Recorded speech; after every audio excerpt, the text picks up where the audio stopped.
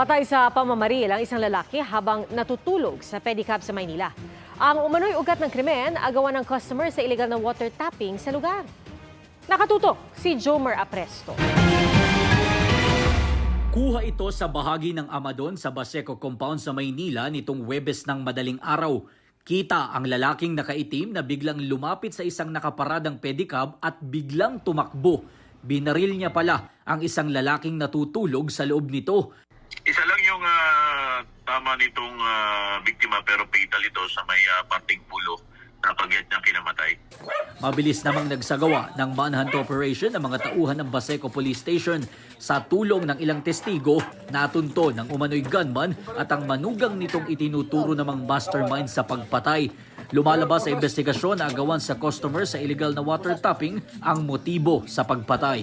Kinakailaman nila yung area kung saan nag-ooperate itong mga suspect natin. Dahil doon, nagkaroon dito ng sama ng loob at yun nga, pinano nilang patayin itong biktima. Agad na dinala sa tanggapan ng homicide section ng MPD ang mga suspect. Itinagi naman nila ang mga paratang laban sa kanila.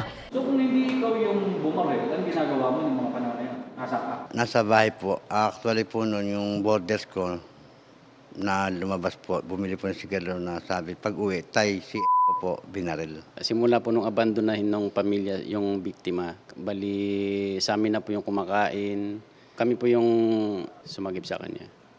Iginiit din nila na ang mismong testigo ng mga pulis daw ang kaaway ng biktima. Pero sinabi ng pulisya na malakas ang nakalap na ebidensya laban sa mga suspect.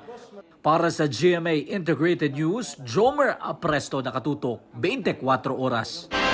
Mga kapuso, patuloy na tumutok sa mga balita. Mag-subscribe sa GMA Integrated News sa YouTube. Sa mga kapuso abroad, samahan niyo kami sa GMA Pinoy TV at www.gmanews.tv.